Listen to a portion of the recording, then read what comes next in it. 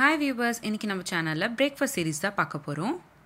ரொம்பவே ஹெல்தியான அதே சமயம் டேஸ்டியா இருக்கக்கூடிய கேரட் பராத்தா எப்படி செய்யறதுன்னு பார்க்கலாம் வாங்க. கிட்ஸ் லஞ்ச் பாக்ஸ்க்கு இது ஒரு பெர்ஃபெக்ட்டான ரெசிபியா இருக்கும். முதல்ல ஒரு பவுல்ல 1 கப் அளவுக்கு சப்பாத்தி மாவு எடுத்துக்கோங்க. கூடவே 1/2 ஸ்பூன் அளவுக்கு சீரகம், 1/4 ஸ்பூன் அளவுக்கு உப்பு,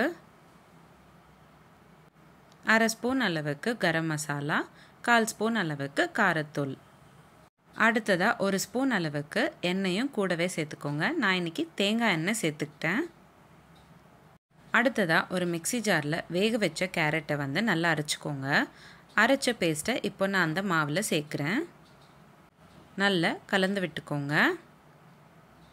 சப்பாத்தி மாவு மாதிரி நல்லா பிசைஞ்சு விட்டுக்கணும்.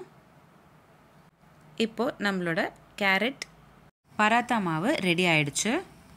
சப்பாத்தி மாதிரி நல்லா திரட்டி விட்டுக்கிட்டு தோசைக்கல்ல சேர்த்துக்கிட்டு 2 பக்கமும் வேகிற மாதிரி சுட்டு எடுத்துக்கணும்.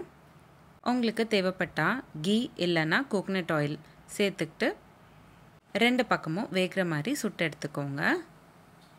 அவ்வளோதான். ரொம்ப சிம்பிள் அண்ட் ஈஸியான அதே சமயம் டேஸ்டியாக இருக்கக்கூடிய kids lunch box recipe carrot paratha ready ஆயிடுச்சு.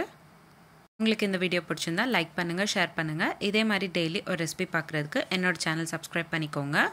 இந்த மாதிரி நிறைய சீரீஸ் நம்மளோட சேனலில் போஸ்ட் பண்ணியிருக்கோம்.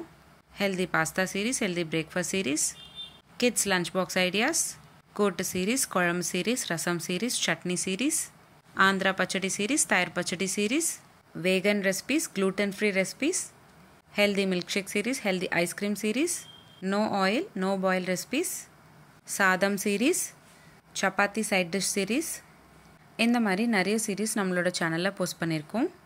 லிங்க்ஸ் எல்லாமே நான் உங்களுக்கு டிஸ்கிரிப்ஷன் பாக்ஸில் ஷேர் பண்ணுறேன். கண்டிப்பாக செக் பண்ணி பாருங்கள். இந்த வீடியோ எப்படி இருந்ததுன்னு நான் கமெண்ட் பாக்ஸில் கமெண்ட் பண்ணுங்கள்.